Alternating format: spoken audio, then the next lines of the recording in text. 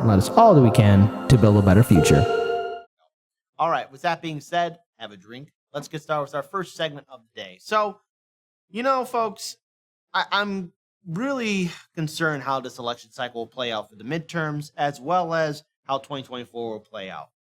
And with our recent report yesterday, how we had Joe Rogan talking about, hey, lessons learned from the pandemic, vote Republican, which I have to say, voting Democrat or voting Republican, you're not doing anything to bring in much needed change, because both parties, senators, House representatives, really don't care about you. They're only responsible to the people who donate to their campaigns. The average voter in any state, be it blue or red, in any city, doesn't have a seat at the table. These politicians don't care about us. They don't think about us. They don't respect us. But here's the difference. Here's something that must be done. Communication with people.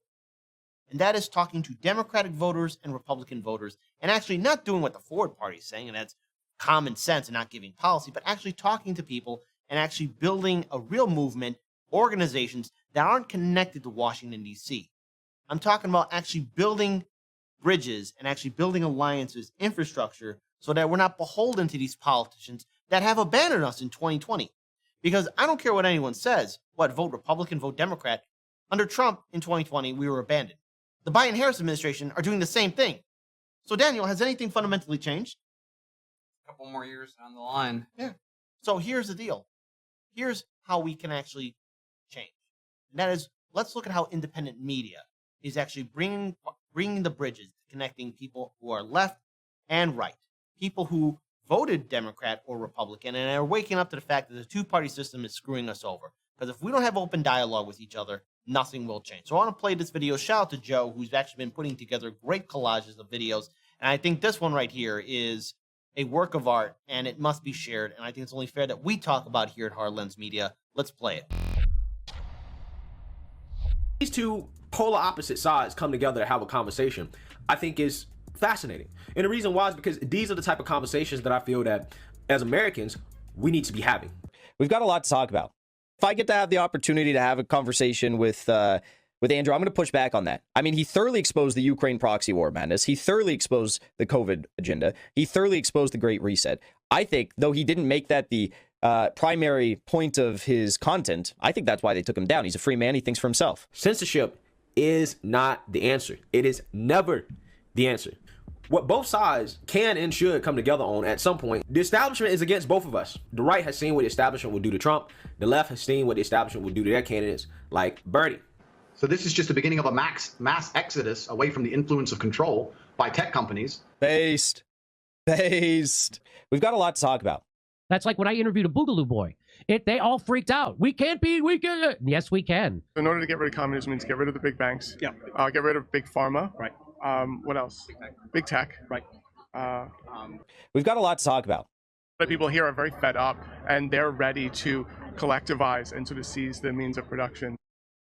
So he's saying to this guy, a Marxist idea, that the workers should seize the means of production. It's funny. I work for actually not this shirt, the other shirt I had an earlier, for a company not too far from here called Liberty Pump, non-union. They let the owners of the company sold a third of the company to the employees, so the employees have ownership of it. That's exactly what Marx says. So he's saying that's a great thing. We've got a lot to talk about. That's what this Trumper is saying to a communist. They're agreeing. And if you don't think this makes the establishment shit their pants, you've been watching too much corporate news. You've got, again, your Ministry of Information, all right, have enabled an increase in the spread of illegal or harmful content. Who's it harmful to? Okay, harmful to the elites. Yeah, exactly, harmful to the people. Harmful to the corporate narrative. So you're okay with a voice that you don't agree with, censoring another voice that you don't agree with because you don't agree with that voice. They are expanding the police state. They are expanding the national security state right in front of our faces. And progressives like David Doe, TYT, none of these people are saying anything because they're so worried about the red versus blue game. Hell, they are endorsing censorship. They agree with the fact that people had their YouTube channels pulled down. But they don't believe that fucking CNN had the same day for lying about war. Julian Assange is possibly the biggest hero in the world, in my opinion, who should have a parade and a day named after him. And you know, the first person to be deplatformed was WikiLeaks and Julian Assange. And this would be a great way for Donald Trump to stick the thumb back in the eye of these people, is to pardon Julian Assange. If he knows what's good for freedom of speech and freedom of the press, he should take this moment and pardon Julian Assange. I didn't used to think that, and I totally agree with it, partly because you convinced me through the force of your argument. I think that's absolutely right. This is a bipartisan thing, too. You guys were both at the DNC, right? Yes. Outside the DNC, they were chanting, "Hillary cheats, thank you, WikiLeaks," Yeah. after Bernie conceded. Yep. People on the right should want to go and talk to people on the left, right? To convince them of ideas. People on the left should go talk to people on the right and try to convince them of ideas. That's how you win. We've got a lot to talk about. We can't. Yes, we can. They all want you to think these are left-right issues. They're not. Ending the war, not a left-right issue. Living wage, not a left-right issue. Healthcare, not a left-right issue. Wall Street, not a censorship. All these are not left-right issues. These are us against them. And you guys want me to worry about Democrat versus Republican? That's what you. So again, fantastic work from Joe. You can check out the rest of the video in the show notes in the description box below. This video will be clipped as well. Use the live stream as a reference. But I want to say this here on this show. The only way anything's going to be done is if you reach out to other people. For too long, corporate media, the establishment, big tech, has successfully divided us. This is true. They have successfully divided us for quite some time. They've convinced all of us here that our neighbors are our enemies. The other person is our enemy. But the real enemy, the real people in charge, are the ones that are implementing these laws, taking away our freedoms, taking away our right to own property, taking away our rights to actually be free individual citizens and actually have conversations. Look, in 2016 and in 2020, when Republican voters were asked about Bernie Sanders' policies, and I know Bernie Sanders cucked out not once but twice, when they were talking about Medicare for all, UBI, student debt forgiveness, ending regime change wars, a lot of them were on board with it. And yet corporate media really refused to go any further into this. Like, why are some of these Republican voters interested in Bernie Sanders' policies? You know, you would think corporate media would want to look into that because, oh no, it's breaking the cardinal rule. Why is it voters are interested in these certain policies? Because they're universally popular. People are waking up to the fact that Democratic and Republican politicians, no matter who controls the Senate, House, or presidency, don't care about us. Now, I am more than happy to interview libertarians. I'm more than happy to interview Greens and Socialists, Republicans, and Democrats. The point is, I want to talk to a person and see where we can meet in the middle ground. And I'm pretty sure we all can universally agree, no matter who wins this midterm election cycle or who wins the presidency in 2024, nothing's going to change unless we stop participating in a two-party system. I am against censorship at any level. Look, when Trump got kicked off of social media, for me, I said, oh, great. Now they're going to start going on us even much harder. Censorship is never the answer. All what you're doing is creating more echo chambers and creating more division. We here at Hard Lens Media believe in dialogue, communication, and hearing what the other side is saying. Now, look, I'm going to disagree with Trump, and hell, I'm going to disagree with Marjorie Taylor Greene, but hey, sometimes a broken clock is right twice a day. I know it's uncomfortable to think about, but hey, why is it that Marjorie Taylor Greene might be out-lefting maybe the squad on certain policy issues? That shouldn't happen. But see, when you have Democrats and Republicans in office, they're playing with the neoliberal system and they're part of the machine. We have to be better. That is building movements and organizations outside of DC and voting not Democrat or Republican, but voting third party, voting independent. Daniel, your thoughts? Yeah, so I think this is something that is a really good point. So why is it that we have two prominent parties in the country that are able to talk about the same subjects all the time, just with, slight variances? One's going to stab you in the face, one will stab you in the back, but you're going to get stabbed. Why is that okay? But having the constituents of each of those groups agree on maybe, slightly different topics is bad, is really bad. In fact, it's an unforgivable crime in all these respects. I mean, think about it. So, it's the red-brown alliance. That's what everyone says. Oh, it's the red-brown. How dare progressives cross over on issues that right-wingers also happen to agree on? You know what I might call that? I might say, oh, it turns out regular people will agree on a lot of the core economic issues that are sort of affecting all of us. All of us don't like being screwed by Wall Street. We don't like being screwed by Big Pharma. We don't like being screwed by the government. Why is it inherently such a bad thing for these two groups to get along? And then you think about it, and you're like, why would the established powers not want that so much? And then the realization is 30%, was it like 25, 30%? I always forget the numbers now. It's like 20. Someone correct me in the comments. I'll just say 30%, and you guys tell me the real number, because I know it might be a little off right now because of current happenstance. 30% of the country that registers to vote is Democratic, 30% is Republican, and then 40% are independents, and then you have, 60% that aren't voting within that bubble. And so you have these three groups, mainly the Democrat and Republican, since they're the most organized, that decide everything. And so we're talking even, again, when I talk 30%, I'm talking of the people that vote. So if you add those up, if you add up the voting base of the Democratic Party and the Republican Party, or perhaps more accurately, a really strong contingent of Democratic and a really strong contingent of Republican and independents, all of a sudden you have a group of people who can get votes and get actions done and vote people in and do things. It seems to me that the people who are against a red-brown alliance are really against, well, people, I suppose, at the end of the day. People maybe you don't agree with on all issues, many issues. Like, I mean, we talked about Marjorie Taylor Greene. I don't think she believes anything that she says. She's not a good faith actor. But, you know who might be? The people that follow her. That maybe you can get them to coax them out of their normal stance on the FBI and get them into following and talking about things that, you know, progressives might talk about. It turns out, if you listen to enough people on the right and the left, there's a lot of things that we have in common.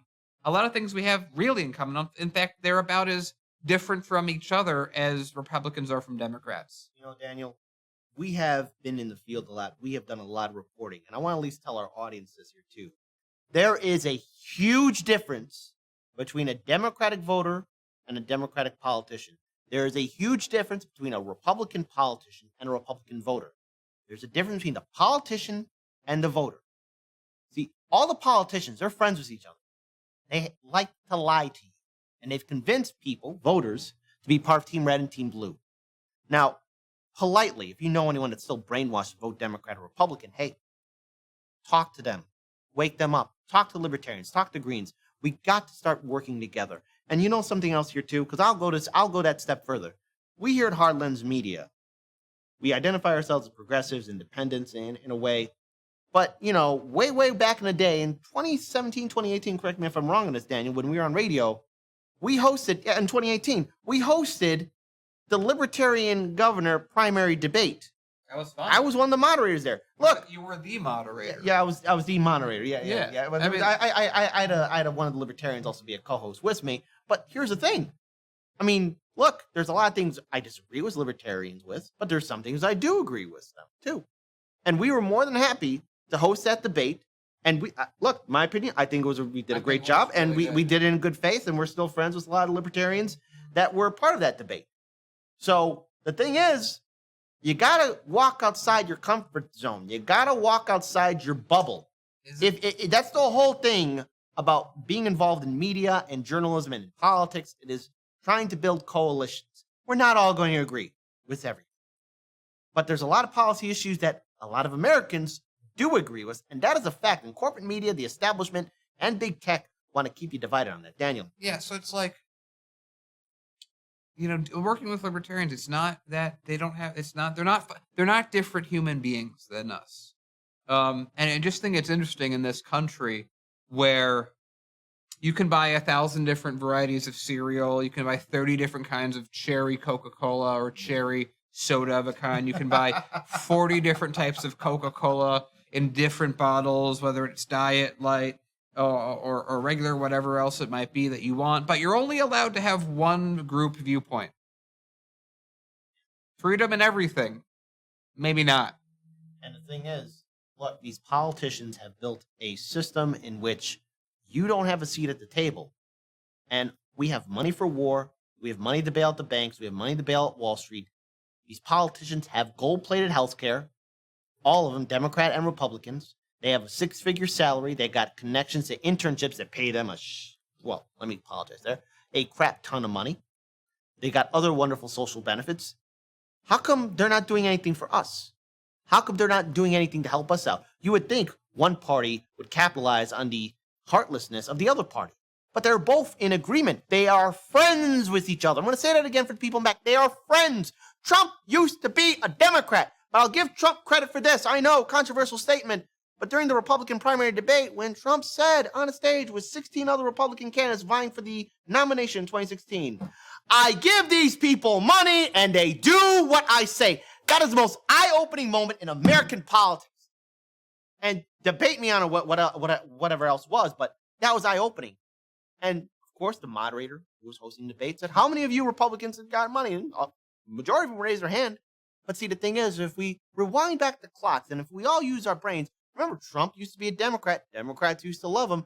Gee, Dan, refresh my memory. There was a senator, U.S. senator, she was wife of a president. She became a senator, Democrat.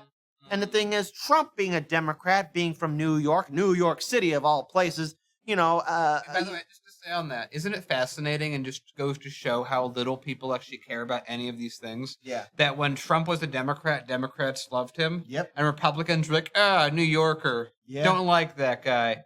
And then when Trump became a Republican, Republicans were like, yeah, he's always been one of us. And Democrats like, never heard of him, never liked him from the beginning. Just a side note on that, too. Remember, when Trump said he gave the Republicans money, they did what he says. I'm pretty sure he gave some that Democrat money. Oh, Hillary Clinton. That's right. That's her name. I wonder if Trump gave Clinton money, and did she do what he said? I mean, I don't know, Dan. Am I wrong? Maybe I'm overthinking. I'm probably overthinking. Well, they did go to each other's weddings. It's what's amazing about that whole Red Brown Alliance issue that I just realized? Yeah. You, the people, if you're Republican or Democrat, are supposed to hate each other. Yeah. Whereas the elected officials, it's fine that they know each other and are all friends. That's not an issue. TYT doesn't think that's an issue. MSNBC doesn't think that's an issue. Fox News doesn't think that's an issue. But do you know what is an issue? When you, the people, do exactly what your elected leaders do. Yeah. See, the thing is, watch the establishment crap their pants and start crying and trying to censor you as soon as we all start working together. Because the thing is, they need us more than we need them. See, they're public servants. So I'm all on board with building coalitions. If that offends diehard people who are for Team Red or Team Blue, well, then you know what? You're stuck in the past. Because I think now we have to work together. So shout out to Joe for making that outstanding video. There was like 2 more minutes into the video, but I think the message is clear. We got to have communication. And look, to anyone that's a libertarian or Republican commentator on social media, I'll have you on my show. I'll talk to you. And I'll go on your show too. We may not agree on a lot of issues, but there might be some things we do agree with. And I think now's the time for dialogue. Now's the time for communication. Now's the time to break away from voting Team Red or Team Blue. I won't tell you how to vote, but honestly, folks, vote independent. Vote third party. You don't owe the DNC and RNC anything. And you don't owe anyone an explanation either. Got anything else to add, Dan? Good. Break away from the two-party system. With that being said, we're going to move on now to our next story. Before we do, I actually want to read Now, FaZe, you may not be able to pull it up, but I got a screenshot of it. It's from Norman Keenan. Always redacts his comments. Norman Keenan said this. First, they came for Lord Kit. I was not Lord Kit. Then they came for my Kit Kat. That was it. I will never eat Kit or cat, no public transportation in Tokyo again. We must all work together. Come on, folks. We must all work to be even 1% as enlightened as Norman Keenan is. Exactly. Norman Keenan, he's got his finger on the pulse. That's why we love Norman Keenan. Always here.